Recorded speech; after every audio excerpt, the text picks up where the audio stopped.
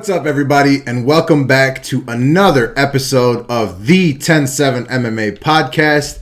I'm your host, DS, and as always, I'm here with Dino Bam Bam, who also, I can say, is the most dangerous man this side of Francis Ngannou, okay? He should see me. I mean, yeah, he should. He should, because I was trying to run the clip. He says he doesn't want to, but basically, this guy did one of those punching machine things, and he got a 953. Okay, he's going to be humble about it. He won't be humble about it. But that's something to behold, and really, I think it gives us more credibility as a podcast, I would say. I think so, too. And on top of the story, earlier, you mentioned like a couple episodes back that I broke the obstacle course record. Oh, yeah, that's right. So I'm the fastest lineman in Illinois State history, technically. Yep. And I'm the strongest guy that's been at Ignite. Technically is right. Which is the local arcade. Yeah. So I'm the toughest guy at that arcade, the fastest lineman in Illinois State history. I'm a beast. You are. Allegedly. You'll find no arguments on this side. Today we have a huge card for you. Or not today. This weekend we have a huge card for you. But today we're talking about it. It's UFC 286. It's the trilogy of Kamaru Usman versus Leon Rocky Edwards. And a bunch of other good fights. Yeah. I'm excited for this one, man. I mean, this has been like 2 or 3 weeks now of just really, really good cards. You good? I think I had a hair in my mouth. Oh, okay. Yeah. You good to go? I'm not like too tough to admit that. You know what I mean? So. Yeah. You know what? I feel like that makes you more approachable. Thank you. Like, I appreciate it. You're so tough. I'm a man of the people. You're tough. You're fast. You throw 953s out like the chiclets. Yeah. Our thumbnail maker, Drew. Yeah. 942. That's pretty good. It's not 953, but shout out Drew. I gotta go break that. I mean, you can try. I'm gonna go break it. Yeah. There's this Russian guy there, and he was like, I don't give a shit about no Russian guy. Hell bent on breaking it. Yeah. Took 50 swings. Yep. Broke my first punch, which was like 935 or something. He got like a 936. He's like a $165 sopping wet. Well, he tried a lot. Yeah. And I didn't, so. Okay, fair. In any case, it's a huge card, 15 fights. Let's get right into it if you're ready. Yeah, why not? Let's do it. First fight of the night, it's Veronica, formerly Macedo, now Hardy, versus Juliana Miller. This is Dan Hardy's wife. Yeah. I actually really like their banter on Dan Hardy's show. Yeah. Yeah. It's across from him. I was tripping when I saw that it was her. Yeah. Like, I wasn't sure that, you know what I mean? That really caught me off guard. I knew Veronica Macedo, then they're like Macedo Hardy. I was like, who the hell is that? Oh, they're hitting her with a hyphen. I think so. Wow, okay. Yeah. So. Well, also, I had a really hard time. I didn't know at first either. Well, you look at the names, like, I didn't really put it together that it's the same woman from his podcast, aka his wife. But when I looked it up, I was looking up Veronica Hardy. There was nothing. Right. There were no fights to watch. There was nothing. And I was like, okay, well. What is this about? She's had multiple UFC fights. How's it not on Fight Pass nor ESPN Plus? Anyways, she's fighting Juliana Miller. Juliana Miller, Ultimate Fighter winner. Yeah. I guess I'll go first on this one. Sure. I'm going to go with Juliana Miller. I do think that she's going to win this fight. Yeah. Veronica Hardy seems like a really nice lady. I just don't think she has that killer in her. She always looks kind of like awkward a little bit, you know? Like she almost looks like, not like scared. I mean, it takes balls to get into the cage to begin with, but I don't know. It's her first fight in 3 years. She did beat Polyana Viana in her debut. In Viana's debut. Sorry, thank you. Yes, that's what I meant. In Viana's debut, they were both only, I think, 23 at the time, and that was a little while ago. She lost to Jillian Robertson by sub in 2019. She was dominated on the ground in that one. I heard she had some concussion issues. I don't know if that's what I was reading. Yeah. She lost to Bia Malecki in 2020. It was only Bia's third pro fight.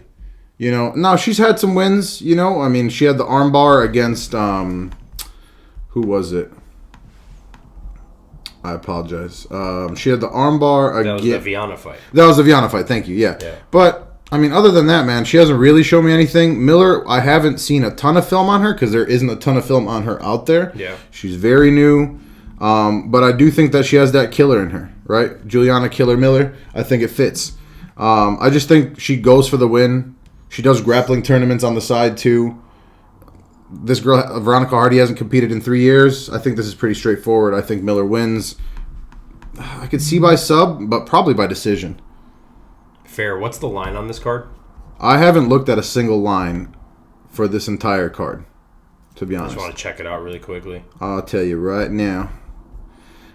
It is a plus 325 for Mrs. Hardy, minus 435 for Juliana Killer Miller. Okay.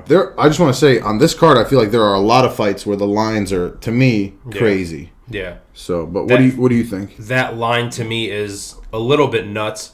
Not that Veronica Hardy is, insanely good or insanely talented or anything. What's weird to me, though, is the age isn't a big difference here. The experience isn't either, even though you would think that Veronica Hardy would have way more Veronica Hardy, not a great record, though. 6-4-1. Sure. And lost 4 of her last 5, but, I mean, that was in the UFC, though. Right. So, I'm worried about the 3 years off for Veronica for sure. I don't know if ring rust exists, but if it does, probably plays a factor here. Macedo looks to me like she is more technical and just sharper than Juliana Miller is, but Juliana Miller is definitely like the hungrier fighter. Yeah. We can assume that. You know what I mean? From how active she has been, the Ultimate Fighter and all that. I don't think she has much behind her punches, man. Like, that's, for me, when you see when somebody throws punches with intent, I feel like she doesn't throw with a lot of power or intent for me. I don't know. Fair. I'm going to take the favorite in Juliana Miller here as well. I would not be shocked at all, though, if Veronica Hardy won. And I know we say we don't like to bet on women's fights, but I do not like that line whatsoever. If I was going to throw something on this as a one-off, I would go sub Veronica Hardy. But I'll trust Miller here. You wouldn't put it in a parlay, though? Not at all. Yep. Not at all. All right. Yeah, I mean, we agree on that one. So, moving on up to the next fight on the card, second fight on the card, it's Jai Herbert versus Ludovic Klein. I'll let you take this one first. Sure. So, Ludovic Klein, 19-4, 3-2 in the UFC. Debuted against Shane Young, who we talked about a couple weeks back. Got a win there. Back-to-back losses after that versus Trezano and Nate Landwehr. And then wins over Devontae Smith, who I think you're a pretty big fan of, right? I like Devontae Smith, man. He's athletic. And he looked good in that fight. There was a split decision, but I mean that was a good fight though. Good fight, and then he beat Mason Jones. He's a very good technical southpaw striker, solid grappler, nothing insane but very solid. In the striking, he throws combos, he moves very well. He does a good job controlling the center of the octagon is something I noticed. He's constantly the one pushing and keeping his He setup. loves the pressure. He loves the pressure. He loves to do that. We saw some good ground control in the Trezano fight, even though he ended up losing that. Good amount of control time versus Mason Jones. Clinch time against Devontae Smith.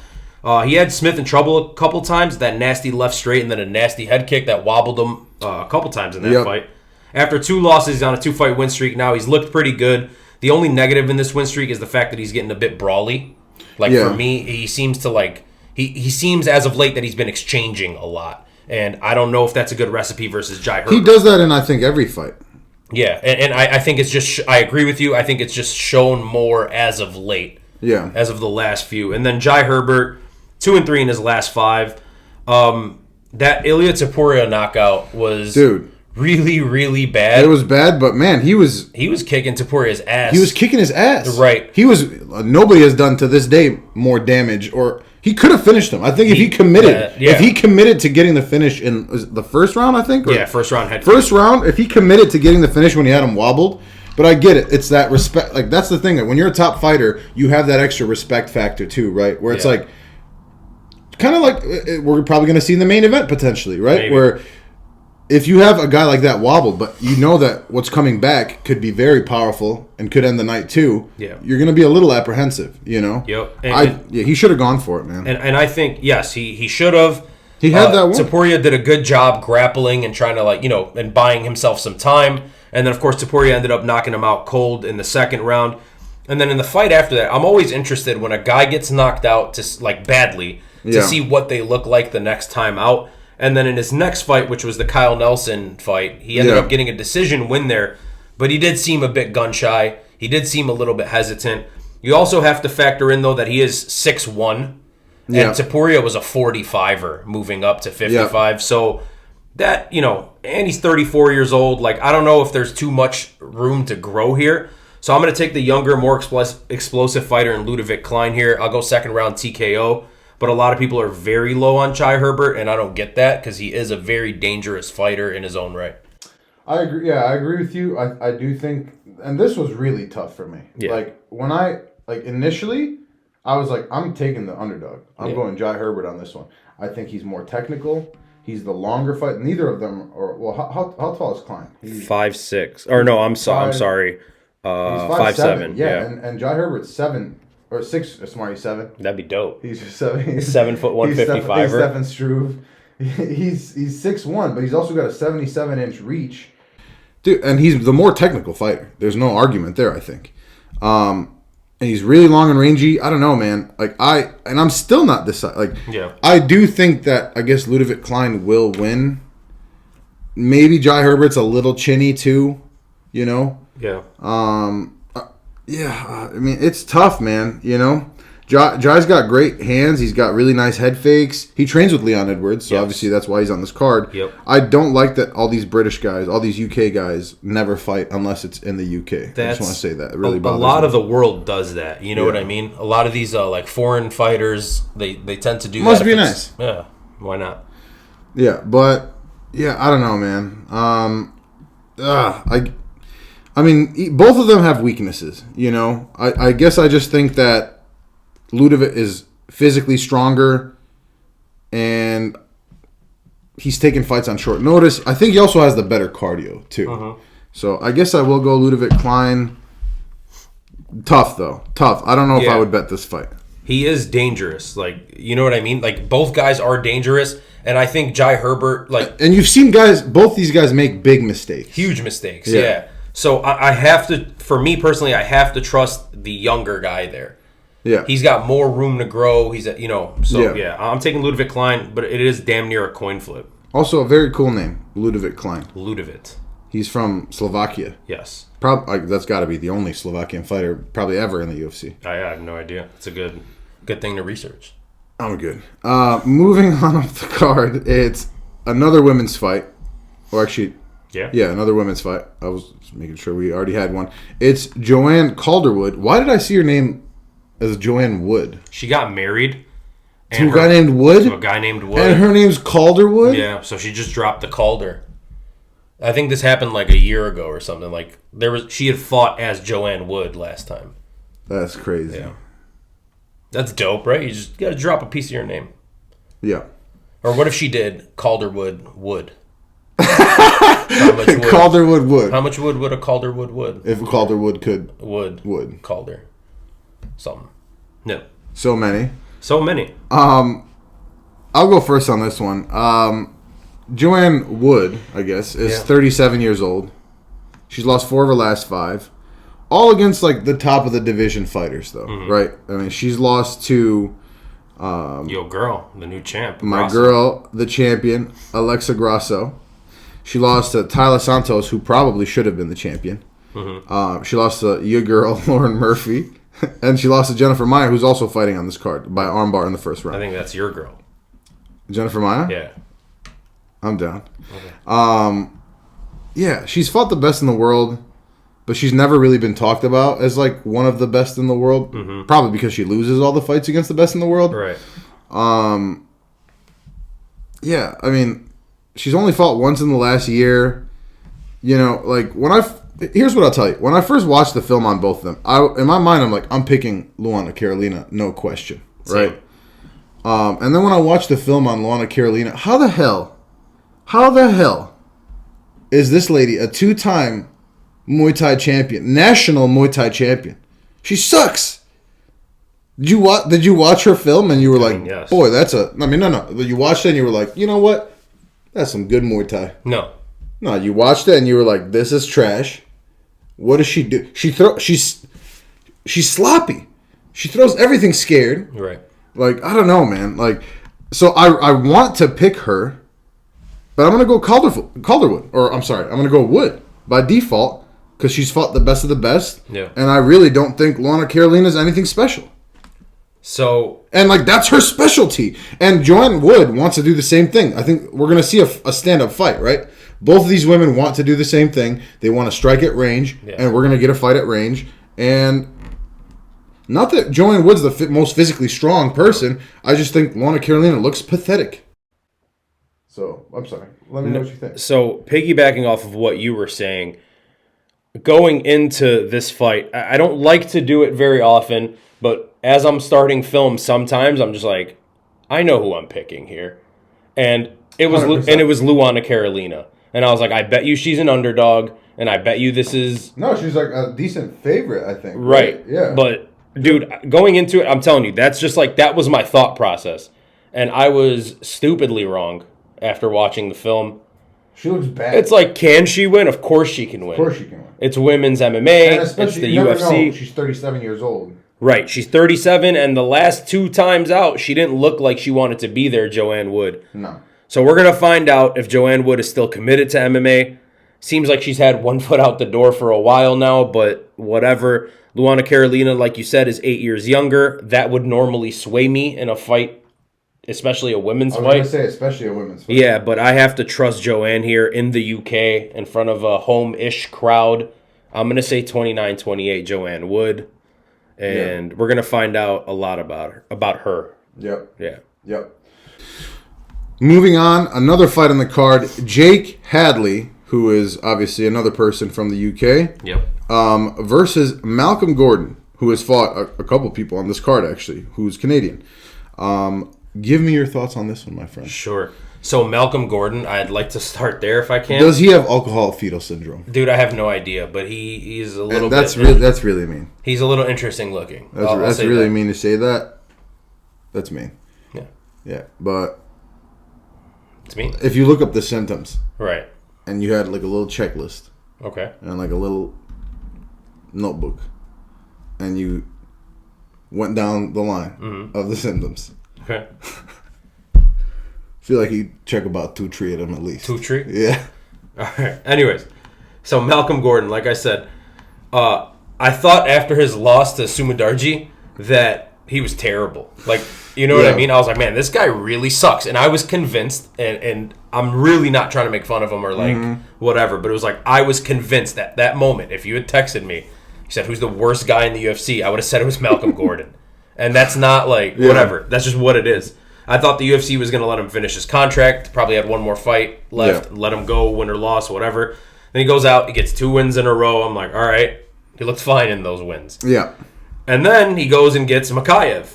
Yeah. And I'm like, okay. They're just letting this guy go out there and die, and they're going to cut him. Yep. Then he looked impressive against Muhammad Mokaev. The first round, he looked really good. Yeah, and it was like, dude, I have no read on this guy. Yep. But... anyways, I agree. In Dubai, by the way, in Abu Dhabi, against Muhammad Mokaev, which is like, you know, basically what they're doing him here against Jake Hadley. Yep. Like they put him in the same position to be the away guy against this young, upcoming, quote unquote, phenom's hometown or whatever, home-ish crowd. Yep. Anyway. And you know what else confuses me too? Huh? Is like Charles Johnson fought recently. Yeah. And we've talked about him several times in this podcast. Yeah. But he didn't look that great against Mokaev. No, he looked fine. Fine. Yeah. And Malcolm Gordon looked fine. Right. But like I feel like Charles Johnson is held in much higher regard. You know what I mean? Yeah, I agree. Yeah. And again, that's a my guy, Charles Johnson. Sure, and that's a certified my boy, but he's after that last performance. Yeah, man, he doesn't look that good right now. So what's happening? I have no idea. You got a haircut like that, you got to be good. But anyways, I think that's what they're doing to Malcolm Gordon here again. They're setting him up to lose to Jake Hadley, get the London crowd going. Jake Hadley, a former Cage Warriors champion, Contender Series contract winner, fought Mitch Raposo on the Contender Series after he had missed weight. And then Dana ended up giving him the contract anyways, even though he had missed weight, and that's like a big faux pas for him. Yeah. But he promised he would never do it again. All right, who missed weight? Jake Hadley. Yeah, that's right. And then he gets his first UFC fight, and I believe he lost. He lost his first UFC fight, correct? Let me just make sure my notes are a little out of whack here. Yeah, he fought to he lost to Alan Nascimento. Yeah. And then went out and choked Carlos Candelario. Jeez. Carlos Candelario in his second fight. So improved a little bit there. He's a well-rounded fighter, good hands, good footwork. He's added in the wrestling. So Alan Nascimento is one of the better grapplers in that division. Yes. So and the fact that he didn't get finished to me in his UFC debut against a guy like that, I think that's pretty impressive. Yeah. And but isn't he a jiu-jitsu black belt? Jake Hadley. Yeah. He's high level. His jiu-jitsu is high level. Yeah. Yeah. So, anyways, I think this fight, it is what it is. I think they're setting up Hadley to win here. I'm going to go with Hadley. Malcolm Gordon has been finished every time he's lost in his career, Yep. and I don't think that changes here. He's a guy that's willing to go out on his shield. The Mokaev fight obviously has me thinking, Malcolm Gordon's a little bit better than maybe he is, or at least that I was giving him credit for. I think Hadley in front of the home crowd gets the better of the scrambles, ends up with his back, sinks in the RNC. I'll go Hadley round 2 submission. Yep. Yeah, I have Hadley by sub too. You've pretty much covered it all. I was actually kind of impressed by the Nascimento fight. I thought he held his own. He escaped a couple real looked bad submission attempts. Yeah. He's got fast hands versus Candelario. He showed his striking off even more. Showed a really nice jab, fast leg kicks, really fast leg kicks. He put on the pace. Malcolm. I was going to say Malcolm Gladwell. Great author, by the way. I love Malcolm Gladwell. Shout out Malcolm Gladwell. That's one shout out I never thought would happen. By the way, we always forget. We haven't been mentioning the Yuri thing anymore. And we haven't been mentioning that you guys should please like and subscribe. The107 MMA on Instagram and YouTube. I'm sorry. Wow. You can click the little thing down there. Wow. There's a bell. You should click that bell. You should also follow us. Wow. Anywhere possible, right? Wow. That's okay. your job. It's okay. Fine. Link in the description below. I'm going to learn how to do that. Also, guess what? We're putting timestamps on this video. Big facts. Big facts. Big facts. And it's happening. And if it doesn't, come spit in my face. Come find me, and you can spit in my face. Spit in his face. Yeah, I agree with you. Malcolm Gordon, very well-rounded, honestly. More well-rounded than I initially thought. Exactly. Very explosive. Brutal. The Dennis Bondar arm break. Yeah. Fucking brutal, man. Just brutal. He was basically holding both their weight on him. Anyway, just things you catch watching film. He's not the most technical. I just think that Hadley's going to be able to use his jab, and I do think he's going to end up winning by sub.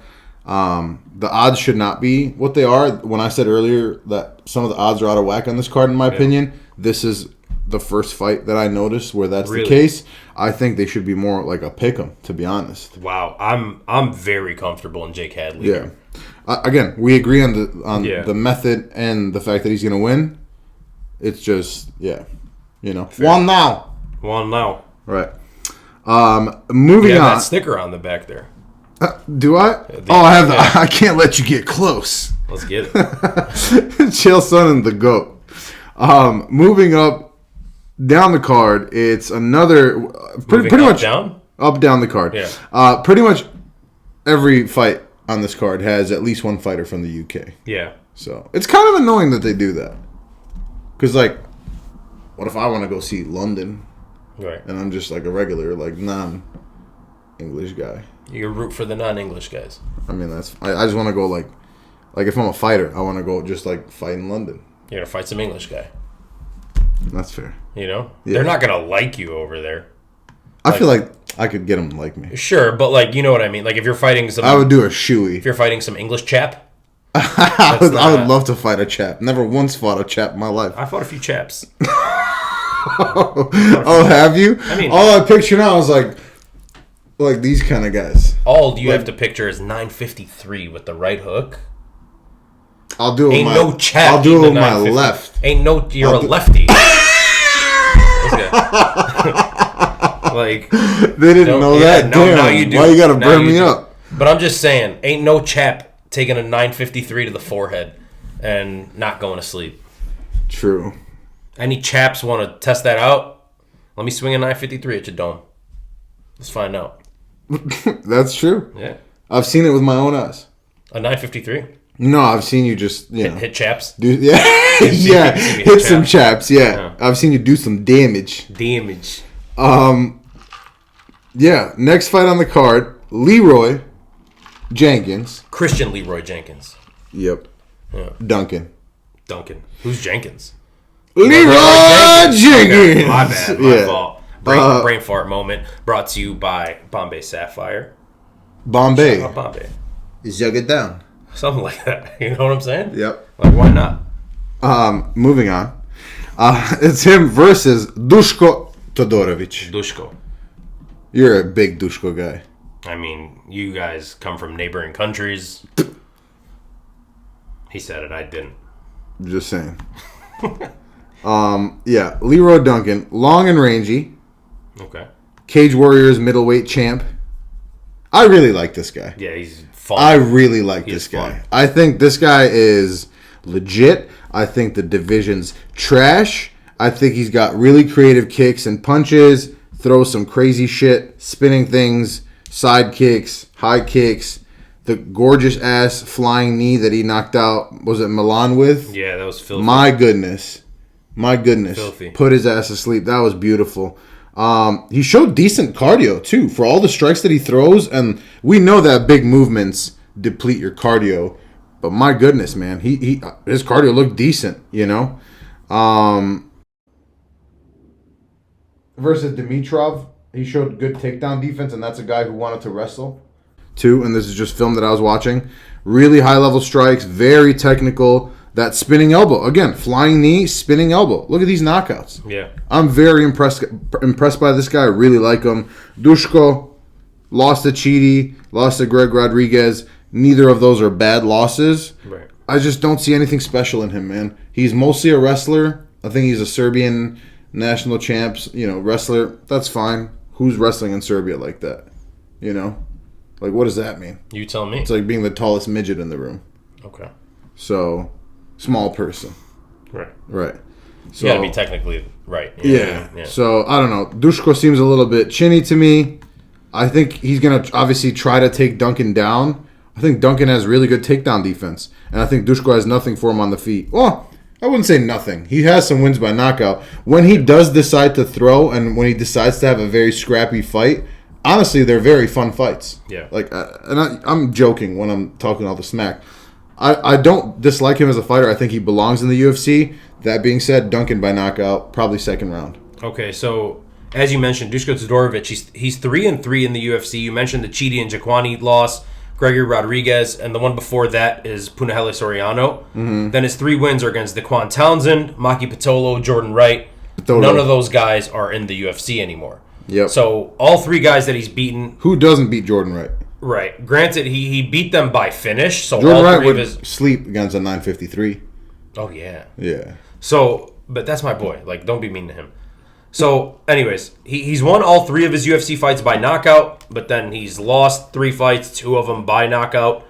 Like, he's got decent jiu-jitsu, he's got good power, okay technique, but we've seen him get chinned, and as you mentioned, he does seem chinny.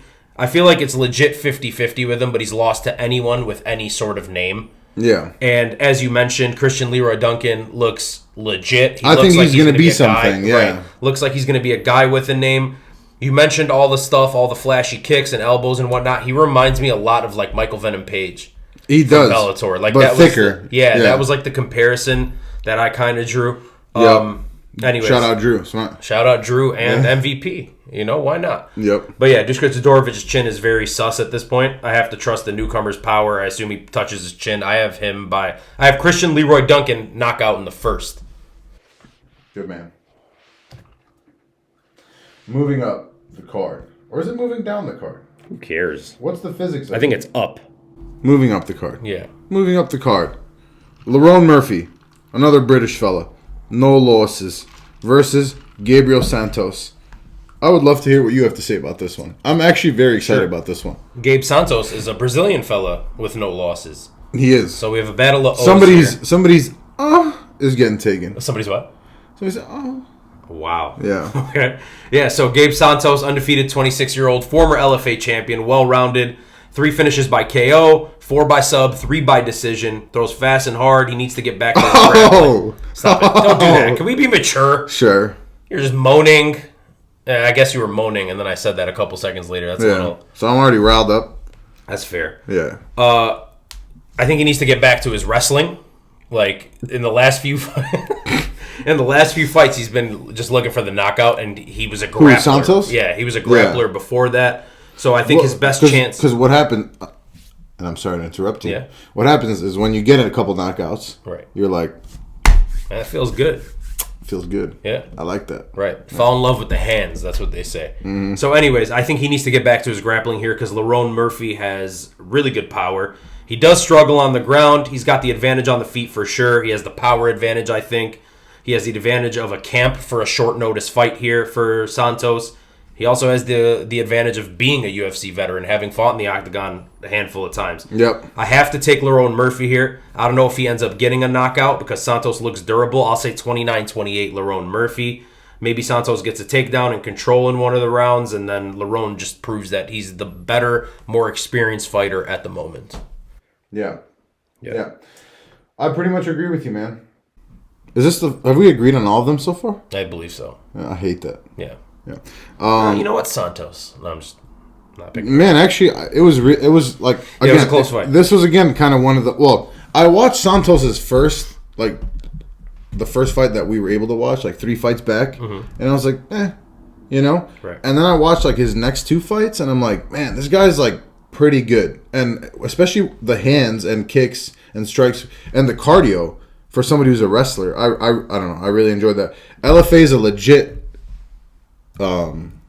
company too. Obviously, he was their featherweight champ. This is his UFC debut versus Barbosa. That's the thing. Like Lerone Murphy, I feel like I guess the difference for me, to be short and sweet, the difference for me is that the strikes that have dropped him, right, in LFA, for example. Well, in LFA, not for example, in LFA, the strikes that did drop him, and he did get caught in both his last fights badly and dropped. I feel like if Lerone Murphy catches him with one of those, he's dropping them for real. Yeah. And it's going to be a KO or TKO finish. I do think it's dangerous, man. And I think the odds speak for themselves. I don't hate the odds on this. -180 Murphy last time I checked. +165 Santos. And that's saying something. The odds they've narrowed. They've narrowed. So it's a -175 to a +140 for Santos. Okay. And I think that even makes more sense. So, like you said, I think Lerone Murphy, I wish he wasn't 31, man. I really like Lerone Murphy. I think I want him to be more active. And again, it's one of those things where it's like, why aren't you fighting outside of the UK? I know he has. We'll see when the grappling's tested. That'll be the real, where we really find out what's going to happen. But I agree with you. I'm going to go Lerone Murphy by decision. 29-28 sounds good, so I think I'm going to side with you exactly. Weirdly enough, his last fight, Lerone Murphy, was in Abu Dhabi, and he's fought there multiple times, but has not fought in England. Yep. In the UFC, or maybe he did earlier. No, he hasn't. He's fought in Abu Dhabi 3 times. Okay, well, I guess I meant like you won't come to America and fight in Vegas. You know? Are you good with all that? Yeah, no, that fight should be fun for as long as I'm excited about that one. Yep. I think it'll probably go decision. And you agree. Yeah. So, but there is a possibility that both of those guys can chin the other one. Like, they are strong. Absolutely. I'll say this, though, and I think I've made that clear. If somebody does get chinned, it'll be Santos, yeah. Another fight on the card, the next fight, and this is a big one because it's a huge prospect. Muhammad Mokaev, 22 years old. I mean, like 22 and a half, born in Dagestan. And now fighting out of the UK, England. Yep, he's a -800 favorite. I don't think the odds should be that insane, but every single fight that he's had so far in the UFC has been that insane. Jafel Filho is his opponent. I mean, I'll go first on this one. Yeah. Obviously I watched a lot of film. We know what Mokaev wants to do. Mokaev wants to take you down. He wants to grapple. He wants to take you down and choke you out. He has, in his last couple fights, tried to show. I mean, he's shown, not tried to show. Like, he did like a 2-touch spinning kick. Yeah. He's thrown like a lot of side kicks and like some like spinning kicks and like hook kicks. So he's obviously trying to show that he has the striking capability. Listen, he's 22 years old.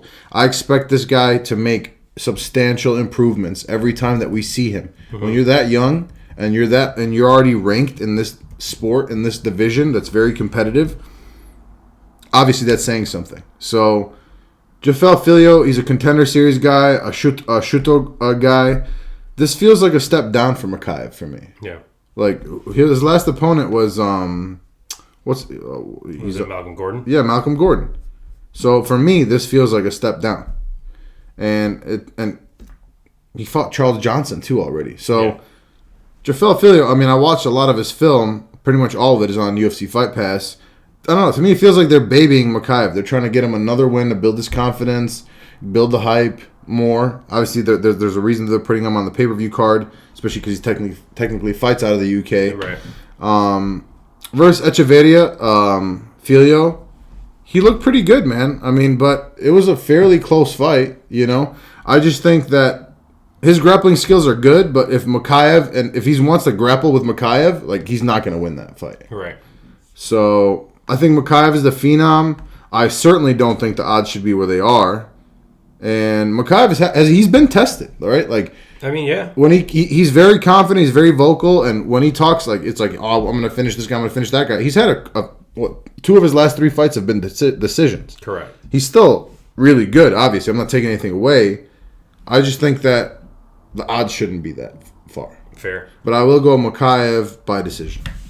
Yeah, I agree with you in terms of the result. I believe it's Muhammad Mokaev by decision. I think a 30-27. I don't think he drops a round. I do think Filho is a little bit better on the feet. I think he has a slight advantage on the feet. On the ground, he's okay. He's not Mokaev's level of wrestling, but he does have some good jiu-jitsu. He's a good grappler. Here's the thing, though. As you were mentioning, like, it is a step down probably in terms of competition. We don't know, but it's just like, I don't get it. Because you have Mokaev, right? He's 22 years old.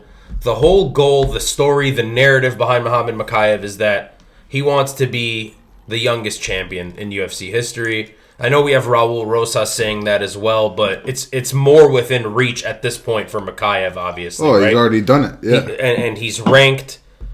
So you have a guy that's ranked, I believe he's like 12 or 13th in the UFC flyweight division. Yep. Why in the world is he fighting some dude making his UFC debut? Yeah, that's bizarre. When one spot above him, I think, in the UFC rankings is the perfect matchup to make for Muhammad Mokaev, and that's Tim Elliott. I would have loved to see that. I think that proves a lot. Because then you're fighting a veteran guy in the UFC rankings. It's a step up, technically, for Muhammad Mokaev in terms of the rankings. Yep. And then you get to see if Tim Elliott has really good grappling. Tim Elliott can handle himself. He's a proven veteran. I do think that Mokaev wins that, but I think he'd be tested. Maybe, but it's a hell of a fight. And if you beat Tim Elliott, you go out there and put on a performance against him, then that proves a lot, and you can go and fight the top 8-7 guys. It doesn't match up. It's like if you're going to give him a ranking after beating an unranked guy. 12 ranking, right? Who? I'm saying Mokaev is 12, right? I believe he's 12th, yeah. It's not even a 15. Right, so you've not beaten a single ranked guy. You haven't fought a ranked guy. You haven't beaten so that's what I'm saying. So, like, and you haven't finished your last 2 fights either. Right. So I get why they're doing it. Like, you want to see this phenom. It's all money, right? Right. We get all that. Like, it doesn't have to be said. But like, it's contradictory to me. It's like you're giving him the 12 ranking, but then you're babying him. Yeah. So, and you're giving him a step down. So if you're already going to do that, if you're going that route of like, let's put him on the fast track, how can you then also baby him at the same time? Because, and I'm sorry to harp on this, but I do want to just have this conversation really quickly. So you have another guy who was babied in the UFC, like Sean O'Malley, right? Yeah. Like everyone knows that they were giving Sean O'Malley kind of like cupcake-ish matchups. So they threw him in the rankings, and then they gave him like a, Howley and Paiva. And then they were like, but that was crazy though. Right. And then they're like, nope, Peter. I think they realized like they were running out of time with Sean O'Malley. He's 28, 29 years old. Like it's time to go now. But that's I would rather take a more like consistent 100%. But that's what I'm saying. Like, but what does this Muhammad Mokaev win do? Like, let's say he goes out and he dominates Jafel Filho. Yeah. Let's say he just dominates him, takes him down. It does 0. Like right off the rip, takes him down RNC 45 it does 0. seconds. It does 0. Does he move up in ranking? If he beats him in the most brutal way possible, it still does 0. Right. Nobody knows who this guy is. Yeah, exactly. So why not fight why not fight Tim Elliott? I mean, that's obviously next. I just think I don't know. I hate it too. Yeah. I hate it too. I like to play devil's advocate because that's who I am as a person. But I 100% agree with you. It's stupid. And I'll say this, Dino. While I am confident that Mokaev wins this fight, as you mentioned, I hate the odds. And I don't think that highly of him. Like, he is really good. His wrestling is very, very good. The fact that he hasn't finished his last few... Like, you looked human against Malcolm Gordon, who I just said I thought was terrible for a while. Yeah. And then Charles Johnson, who's my boy, but, man, he looks bad as of late. It's like, dude, you got to be doing... I know he's 22. So that's the biggest part of it. It's like by the time he's 25, dude's probably a monster. But doubt it. As of right now, like I don't know. Nah, he's gonna be a future champ. Yeah, because his wrestling already in that weight class. Name me another person who has better wrestling than him. Doesn't exist down there, but those guys scramble very well. They all scramble very well. It's all very technical. It's all very athletic, and it's it's the nicest division to watch, right? Yeah, it's fun. So we'll see. I think he wins. Well, let's find out. Like I'm just interested in what's next for him. Not a 953, I'll tell you that. Hell no. No. Oh my god. Oh my god. Yeah, he's going. About? He's dropping like a board. He would try to take the machine down. That's his move. Moving on up the card, another fight is Sam Patterson versus making his UFC debut. Actually, both these guys are making their UFC debut, if I'm not mistaken. Yeah. Versus Yanal Ashmouz from Israel, 6-0. Why is this high up the card? Why is this 6-0 guy fighting on this card? Who the hell is Sam Patterson? Can I go first on this one? Yeah. These guys are trash. These guys are both trash. How is this on a goddamn pay-per-view? And honestly, to me, like, I don't listen. Again, it doesn't have to be prefaced. Your fighters respect. Like, all that. You know what I mean? I had to do it too because that's a good one. Yeah, thank you. Good one, no, I mean, first of all, you're 6'3" at 155. Look at the difference of what Sam Patterson looks like versus what my boy Jalen Turner looks like at 6'3" at 155. Right. Yeah, different. This guy looks like creepy thin man. Like nah, bro. And also the punches that he threw. In my opinion, some of the slowest punches I've ever seen in my entire life. And you're 155, dude. Yep. You're 6'3" at 155. He's got some nice leg kicks. He's super tall.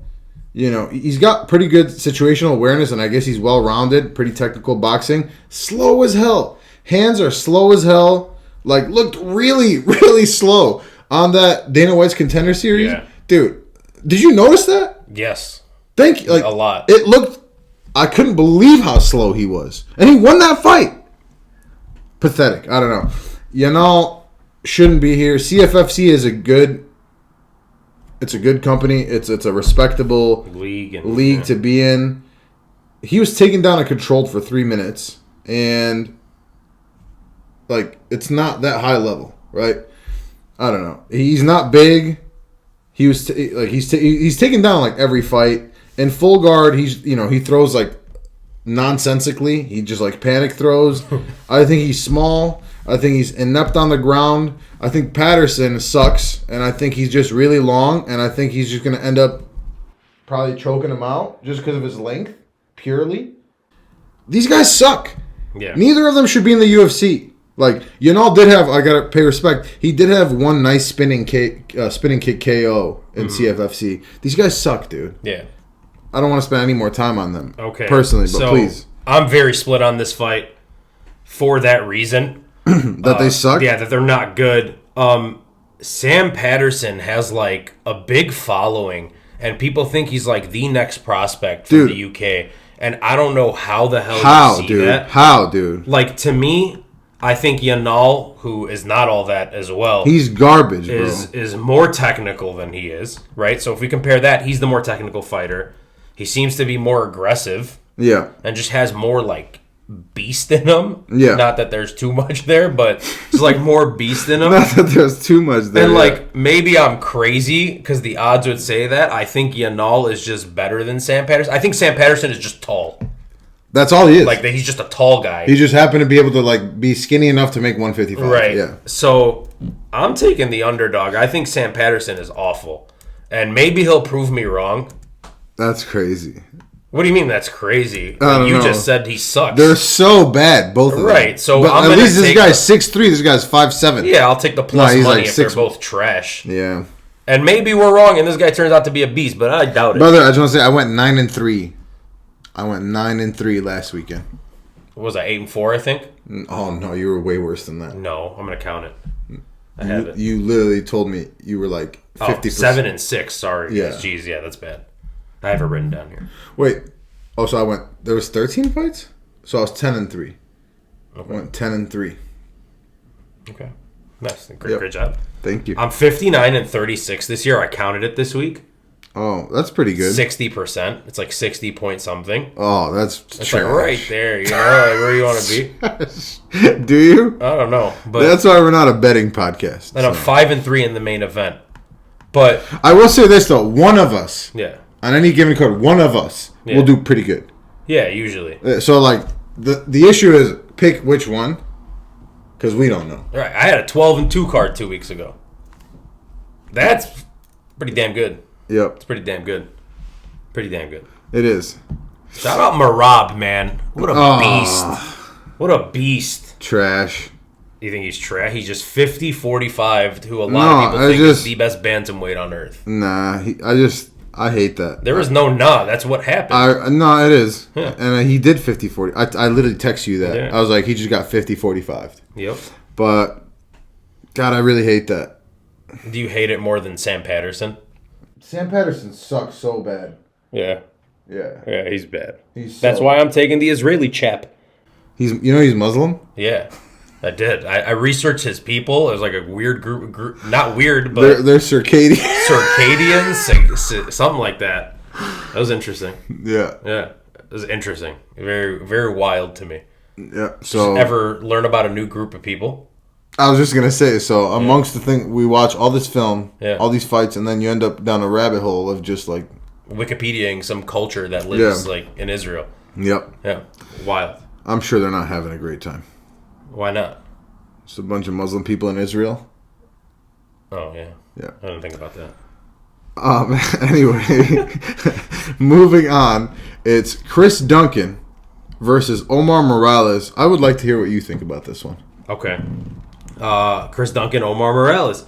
We have Omar Morales, Contender Series alum, 3-3 in the UFC, coming off back-to-back losses versus Uros Medic and JSP.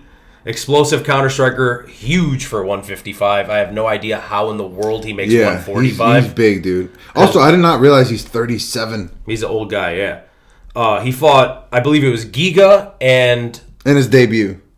Was that his debut? Yeah, is that insane? Giga and JSP at 145 is what I was going to say. Yeah. Which is absolutely nuts. In his fight against Uros Medic, I think maybe there was like a little bit of an early stoppage, but he got dropped like it was, but yeah, he did. Yeah, he couldn't handle the heavy grappling of JSP, which not many people can because JSP has stupid cardio and very aggressive wrestling. Yeah, I'm going to say I don't like calling him JSP.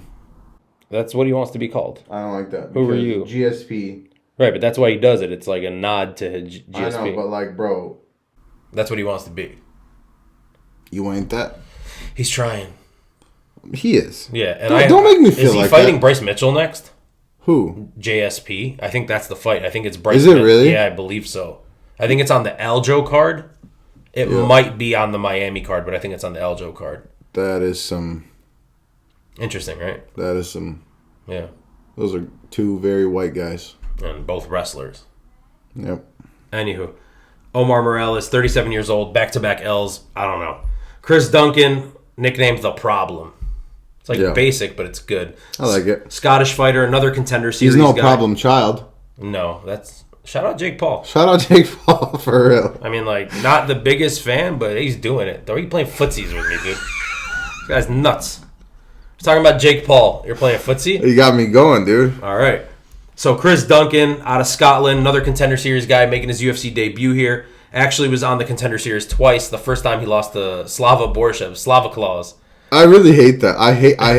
Why do you deserve a second chance? I don't know, because he went out and got a win. No. Back. Do you know how many British chaps are out there? Or Scottish chaps are out there? Or UK chaps are out there? Probably like... There's a lot of chaps like, out there. I'd love to have a go at him, innit? Right. Kind of thing like that. You know how many there are? No.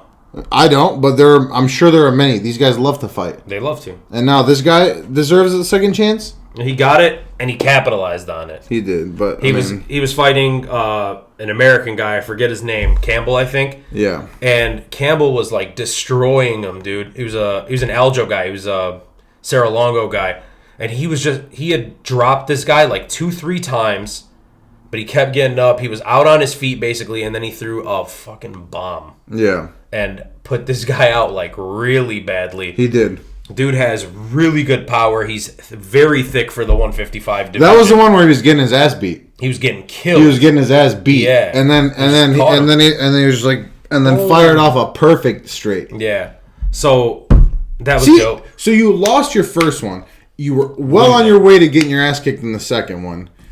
And then you happen to throw a great punch that connected perfectly because this guy's teeing off on you. That's fighting. You know what I mean? I mean, it is. And I think with the way Omar Morales is, he's a heavy counter striker. And what I mean by that, not that he just plays Counter-Strike like the video game, or that he counter strikes like exclusively. You're so stupid. But what I mean is like, brother, the Counter-Strike. Bosnian dudes love Counter-Strike. Shout out Counter-Strike. Shout out Bosnian. Great game. Shout out Bosnian dudes. Run them. Shout out Bosnian dudes. But anyways, what I'm saying is when he does counter... Except Mirsad. No, I respect. That's mean. No, I love Mirsad Bektic. He throws really heavy. Like, he throws hard when he is counter-striking. Yeah. Anyways, this fight's going to be a banger. You like CT or Terrace or CT? Terrace, probably. I know it fits like with the... Yeah, but... Come on, dude. Yeah. Come on. Anyways. I feel you. I know this fight's going to be a banger. What was your go-to gun? Dude, I won't remember from when I'm like 11. No, but like an AK, an M4. Like, pew, pew. What does that mean? Oh, come on. I don't know these things he's talking about. Wow. I've never heard of those. Come on. Anyways, I think it's going to be a banger for as long as it lasts. I think both guys are available to be hit. They both do get clipped all the time, is what it seems like. Yeah. I got to take the youth here. I'm taking Duncan at 29 years old over a 37-year-old. We are. You done? The youth of the nation. You ever think about that? No, I'm going to leave. You should. I don't like how this is going today. Go. I don't like your energy. Why? Playing footsies. You're talking about guns. I'll take the spotlight. Guns. Yeah. First round KO, by the way. Chris Duncan. The Scottish chap. What do I have written right here, Dion? Tell me. Someone is getting knocked out here, and I think it will be Morales in round 1. So you agree, the Scottish chap. That's what it is. Oh, you think Duncan's getting knocked out? You think Morales is getting knocked out? Yeah. I think Duncan wins. Yeah, me too. Yeah. I don't feel like super warm and fuzzy about it. It's hard to feel fuzzy when someone's getting knocked out. No, I do. It tingles you a little bit? I'd be on USA Crime looking at like 2 Chinese factory workers getting ran over by like a forklift. Okay. Yeah. Cool. I do think Duncan's very hittable. Nice. Yeah. How's that for a transition? I like it. I just think he's stronger too, probably as jacked as Morales is. Yeah. Somebody's getting knocked out, and I think if there's a bet to make, it's that, right? Yeah. Bet that this is ending in the first round. But I'm gonna agree with you. Yep. And I'll go Duncan. You good to move on? Absolutely. All right. Another fight on the card. The next fight on the card is Jack Shore versus Makwan Amirkhani. Makwan. One of the best names, I would say. Mr. Finland or Makwan? Both. Okay. Both. What do you think about this one? This fight is at 45. Yep. And Jack Shore is a phantom, like, whatever. He's like a big prospect at 135. Is he still a prospect? Yeah, I think so. I don't think so. Whatever. He's a up-and-comer at 135. Sure. Yeah. Anyways, Makwan Amirkhani, a.k.a. Mr. Finland, 7-6 in the UFC. He's a veteran. We know what he wants to do at this point. 17-8. 17-8 record, 7-6 in the UFC. The deal, we know what he wants to do at this point, right? Like, we know he wants to take you down. He wants to sub you. Yep. He's looking for a unique choke, usually an anaconda or something like that. As of the last few years, if he can't get you down right away and get you out of there in the first round or very early second, he gasses out and he's there to be hit.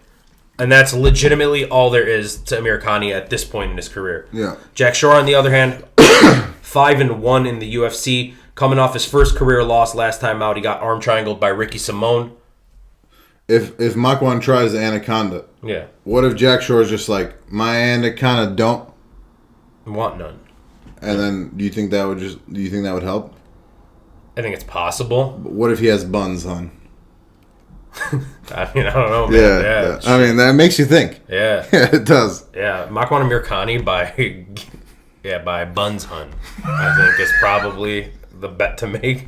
Damn. You know? I just pictured him squeezing his cheeks.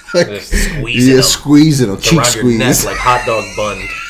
You know what I'm saying? Yeah. But yeah, Jack Shore lost to Ricky Simone via triangle. Ricky Simone's obviously dope. He's really good, man. Yeah. I love Ricky Simone. He's a great fighter. Jack Shore's no schlub on the ground, though. He does have 8 wins by sub, so he knows his way around there. He's very capable on the ground. He's better on the feet by a lot than Makwan Amirkhani. So 100%. Here's what the fight is. It's basically a guy on the way up versus a guy on the way down at this point. Jack Shore lost via sub, so what does the UFC do? Let's give you a veteran grappler, a veteran submission guy. Yeah. See if you could beat him and prove kind of like who you are. I think that's what this is. I think it's also a tune-up for the London crowd at the end of the prelim. Tune-up, if you will. Yeah. Yeah. To get the crowd going before the main card. Yep. I think that's... Is this the... It's the last prelim. Main event of the prelim? Yeah. So I think Jack Shore, TKO in the second as Makwan Amirkhani, Mr. Finland fades. After he can't find a finish in the first, he's going to melt, and then a TKO to Jack Shore, and we could start the main card. Yeah. Yeah. Yeah, I agree with you fully. Have we disagreed yet? No. I hate that. Mm-hmm. We're both going to do really bad if we bet, for sure. What if we do really well? Sorry. But, yeah, no, I agree with you fully. I think that Jack Shore is clearly better on the feet. One of the more unique fighters in terms of, again, and also, both these guys are huge prospects at one point. Mm-hmm. Jack Shore is obviously fit the bill more. Few fights in the UFC. Ricky Simone is really good. And I know he lost to him. But, yeah. Ricky Simone is legit. He's not the biggest guy, but I think he's, really physically strong. Yeah. That slam was some serious versus Jack Shore. I think, like you said, Makwan Amirkhani wants to take him down. He's not going to, even if he takes him down, I think that Jack Shore is maybe not quite as equal, but he'll do more than hold his own. And if it stays on the feet, Jack Shore wins. So, I guess I'm going to go Jack Shore TKO, maybe in the third round. Okay. But I could also see a decision. I do think Jack Shore wins, though. The odds probably shouldn't be as crazy as they are. I think I saw minus 500. Minus 500 for Jack Shore, plus 380 for Makwan Amirkhani. Nuts. That's insane. Yeah. Dude. That is insane, man. But anyway, I agree with you. So, you good to move on? Yeah, main card, baby. Moving on to the main card, and what an opener it is. It's kind of crazy to me that this is the opener, to be quite frank with you. It's Marvin Vettori versus your boy Roman Dolidze. No, it's not your boy. Don't do that. I know. That's upsetting. As I watched his fights, I was like, JP. He's in the guts. That's mean. Velissimus. And even if that wasn't the case, yeah. I mean, Marvin Vettori is as certified my boy as they get for me. So me too. Yeah, I think that's a guy that he's a certified that's a big mutual our boy. Because Marvin Vettori, dude, he's incredible. Love that guy. He's incredible. He never has a boring fight. He absolutely throws hands. I think he can do many things. Yeah. He can grapple. He can strike. Obviously, for the most part, he wants to keep it He wants to keep it on the feet. He wants to keep it striking. Right. He throws really nice leg kicks. Dude, look at the fight against Costa. Costa was such a piece of shit in that. Leading up to that, he missed weight. And Marvin, just the balls alone to fight a guy that looks like Costa and decide that it's all good. I'll still fight him. And Costa, I poked him too badly in that fight, and he was like, no, let's move on. I like Dolidze. Dolidze is very violent. I think he really goes out to hurt people. Yeah. I don't think he's a bad guy. When he broke, what's his name? Or he tore, Phil Hawes' knee? Yeah. That was brutal, dude. Yeah. And my God, the balls on Phil Hawes, too, to keep going after that. That was crazy. But you can see his leg literally slipping out from under him. Yeah.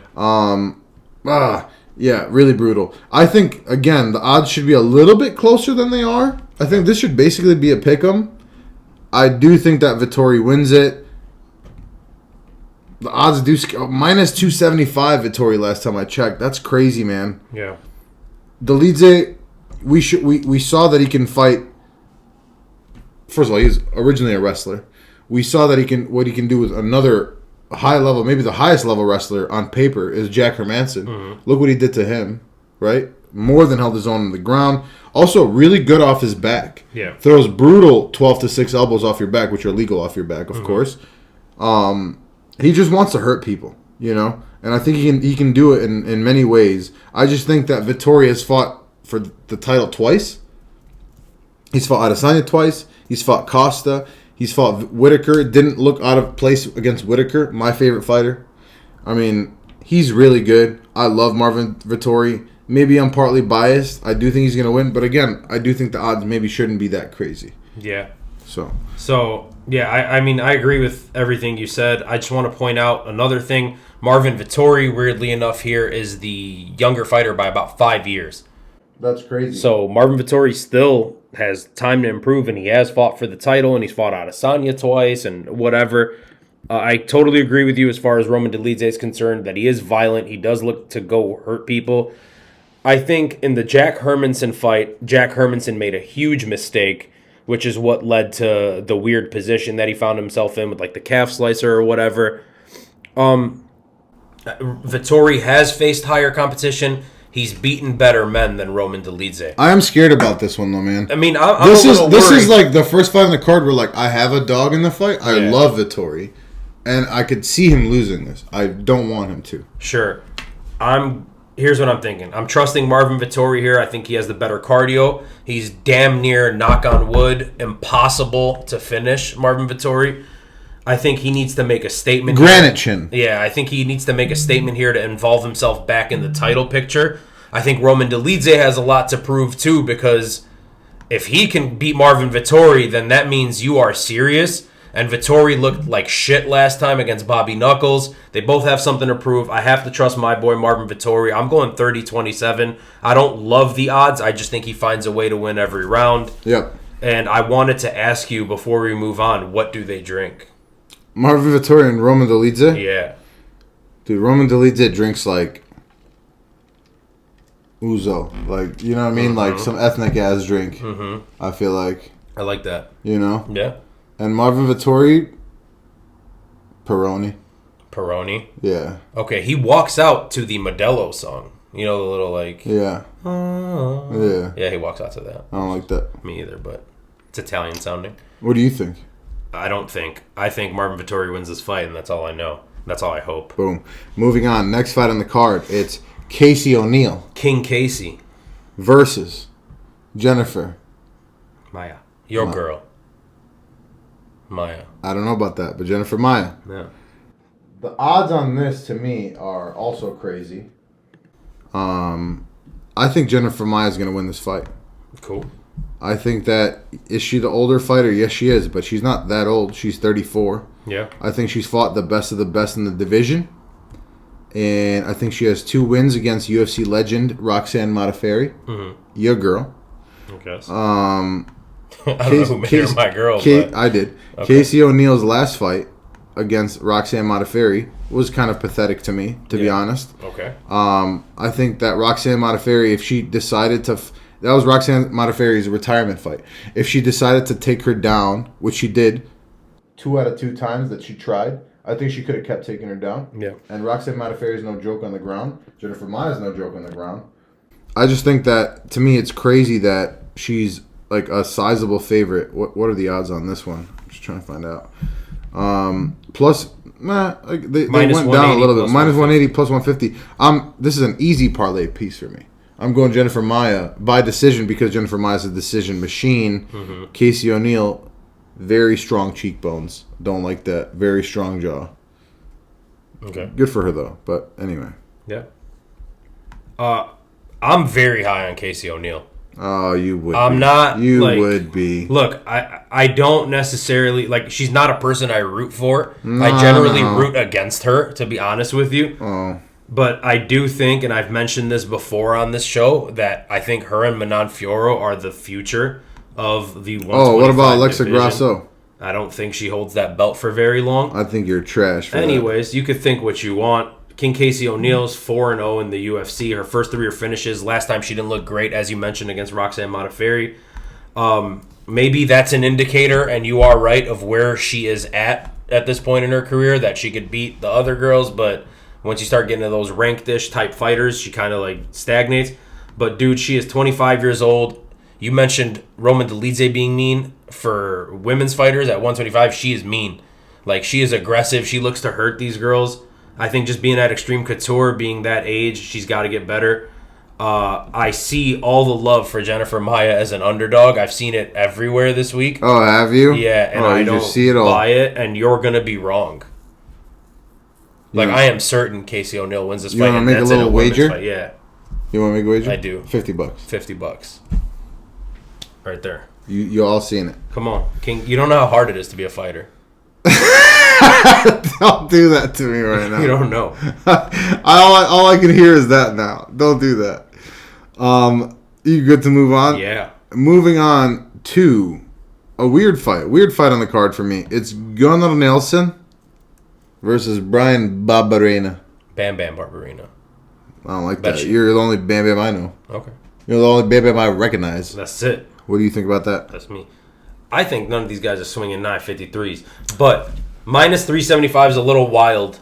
I know that's been like a running theme on this card. But Gunnar Nelson favored by minus 375 is pretty nuts to me. Anyways, he's 9-5. It is to me too. Yeah. We've mentioned him before. He's like that mythical creature, Gunnar Nelson. Remember that? He is, and I don't see it. Yeah, like he just doesn't fight very often. He doesn't like to get hit or like to strike. Right. And but if he gets you on the ground, he's winning. Yeah. 13 wins by sub. No surprise what he wants to do, obviously. He hasn't fought much as of late. In March of 2022, he fought Takashi Sato and won via unanimous decision. That was a pretty good fight. Like, he did his thing. He controlled and fought well. And that was actually like a mostly, maybe not mostly, but a stand-up fight for them. Yeah. A lot of it, yeah. And 3 years, he hadn't fought in 3 years at that point. And before that, his two fights in 2019 were Gilbert Burns and current champion Leon Edwards. He lost both of those fights, but still, like, that's the level of competition he's been facing. Like, where does he belong in this division? You know what I mean? Has inactivity pulled him out of where he should be ranked? Or is he just outside the rankings? Yeah. Is he far out of the rankings? Like, I have no idea. Bryan Bam Bam Barberena, on the other hand, pretty damn active. Fought 6 times since 2020, so he's been in there. He's 4-2 in those 6 fights. Last time out, he got choked by RDA. He did not look good in that fight at all. But before that, he had a 3-fight win streak against Robbie Lawler, Matt Brown, Darian Weeks. He looked decent in those fights. In the RDA fight, he seemed to have lost a step, though. Age may be catching up with Bryan Barberena. How old is Bryan Barberena? He is 33, which is not... RDA is so good. Yeah. That's mostly what I got from that That's fight. what I was RDA asking. is so good. Yeah, is it Rafael Dos Anjos being RDA, or is Barberena losing a step? Like, who knows?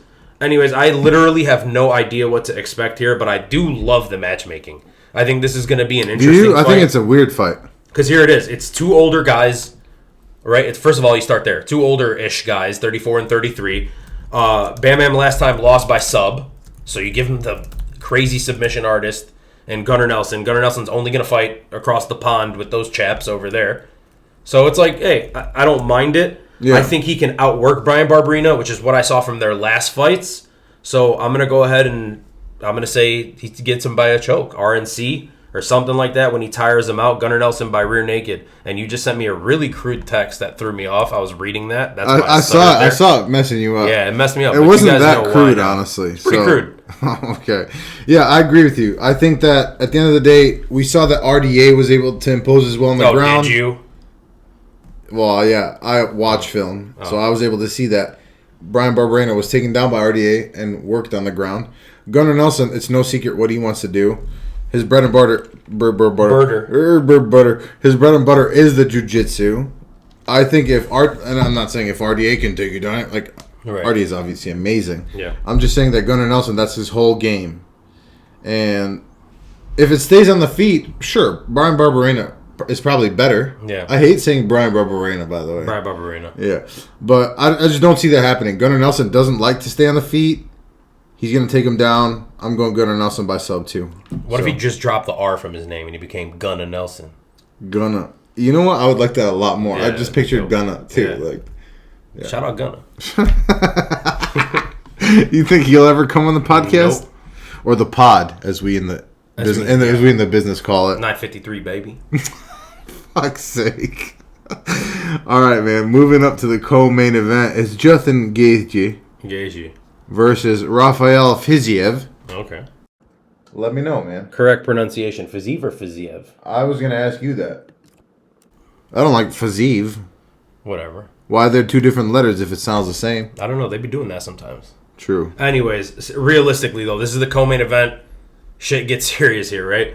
So Justin Gaethje, as we've talked about before, he is possibly the most exciting fighter in the UFC currently. We've talked about this a few times on this channel, but that feeling that you always talk about with like the heartbeat and like you get nervous before the fight, Justin Gaethje is going to do that to you every single time out. Yep. So you know you're going to get a war when he comes out. Anyways, when it comes to the stand-up game here, we expect this to be a stand-up fight.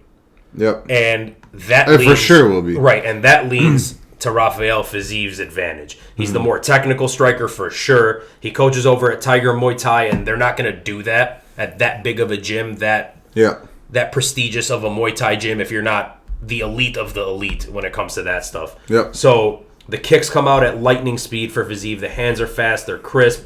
He's as legit as a striker can get at 155. Yeah, he's the better kickboxer. Right.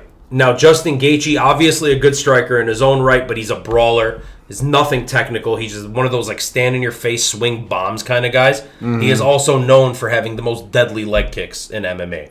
He also hates getting leg kicked. He hates it. Maybe that factors in. That's what they have on the feet. Like, obviously, Fiziev is... I also think it's harder to leg kick more technical guys. Absolutely. Yeah, they know it's naturally, coming, you're going to at least... and if nothing else, your eyes are looking down. Right. So Justin Gaethje being the brawler, being the stand-in-your-face guy, I don't think that's a good recipe against Rafael Fiziev at all. Wow, I thought you were going Gaethje here.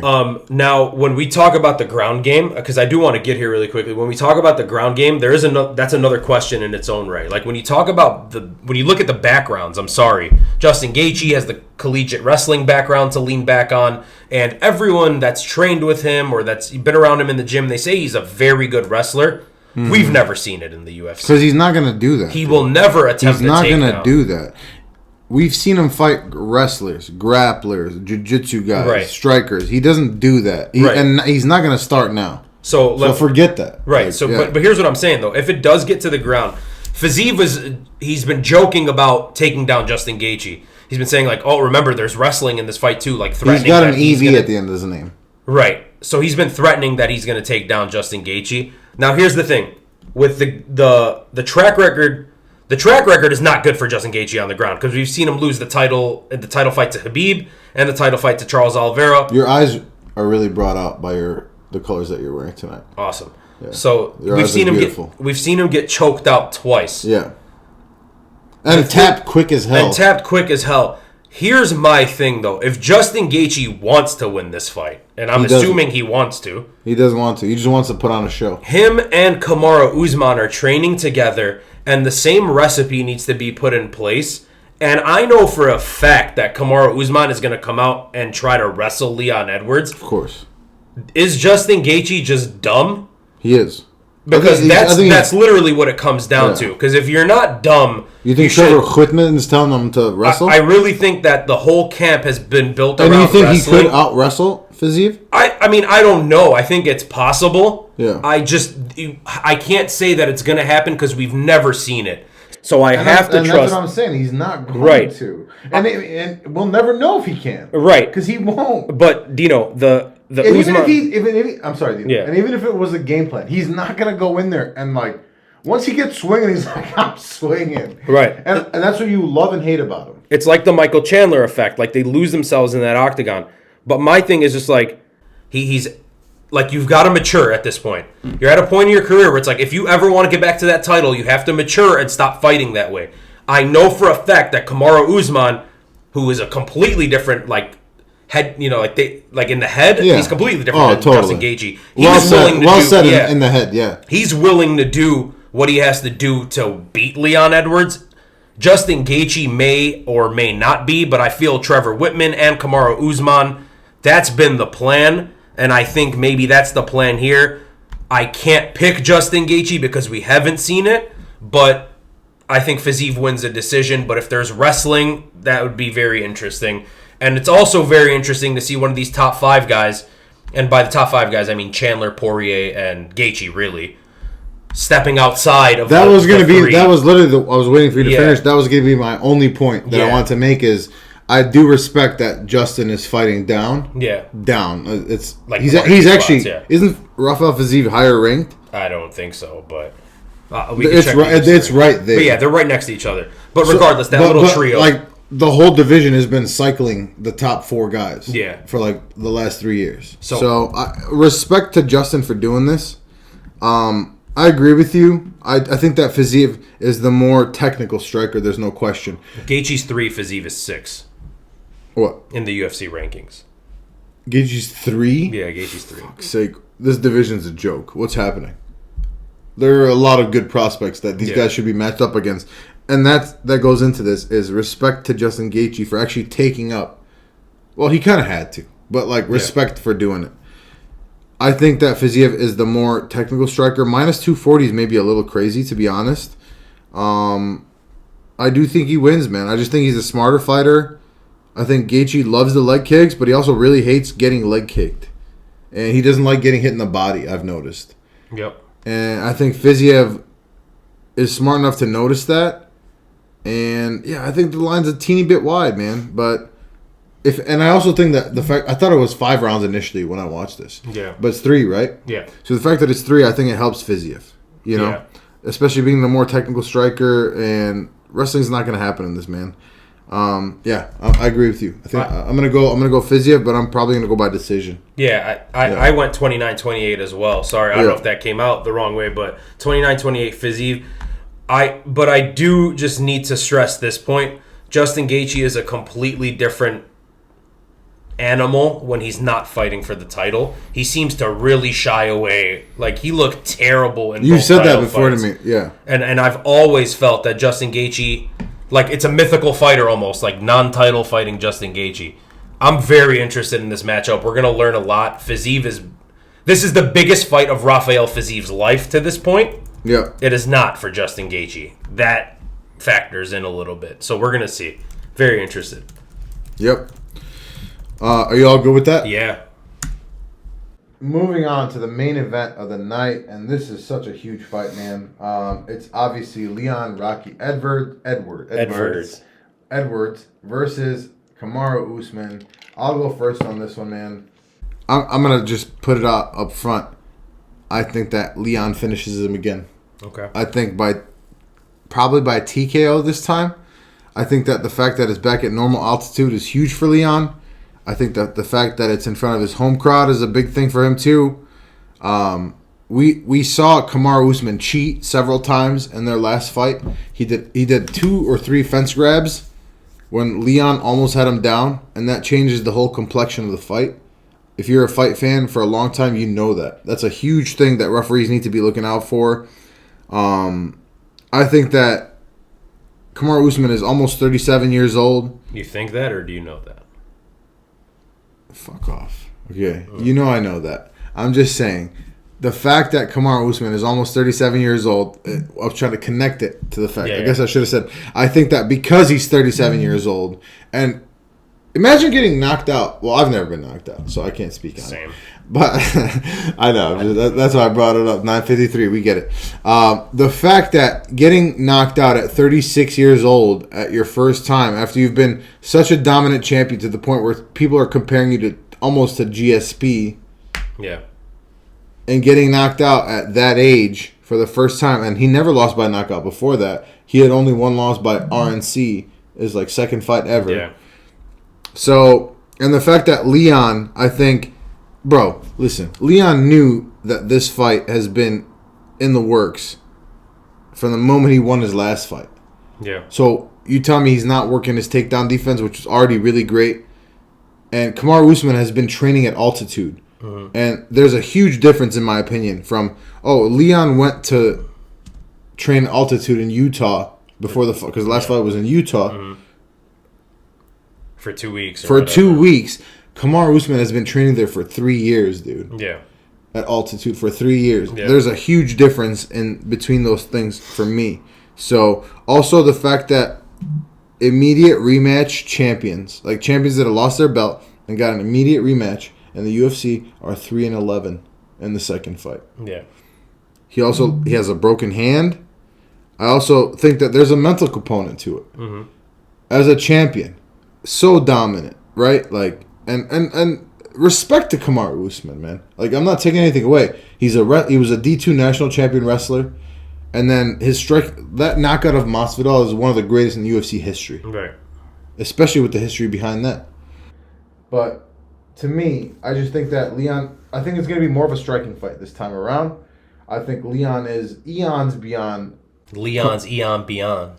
Ooh, I love that. Leon's eons. I just think that Leon's eons beyond. I like that. Oh, I love that. Yeah. Kamaru Usman. And to me, I just think that it's going to be more on the feet.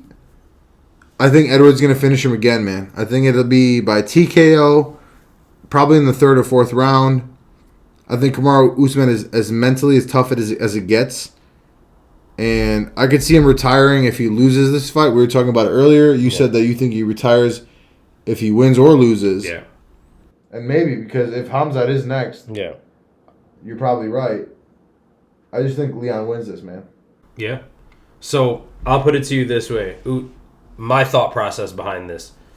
As I mentioned earlier, I think Usman does need to get to the wrestling if he wants to win this fight, similar to Justin Gaethje. The narrative of the last fight was that Kamaru Usman dominated the entire fight until Leon caught him at the end. It's not really true, though, because Leon did win that first round pretty comfortably. Yep. And then we saw him get lethargic. We saw him get tired because of the altitude. Again, we never see Leon Edwards get tired. We never see him get gassed out like that quickly. So to me, that was just like an outlier kind of thing. Usman is turning 36, as you mentioned, in 2 months. He's coming off his first ever KO loss. It wasn't just a KO; it was a really bad KO. Yeah, he got slumped. He said he woke up in the ambulance like 20 minutes later. He got slumped.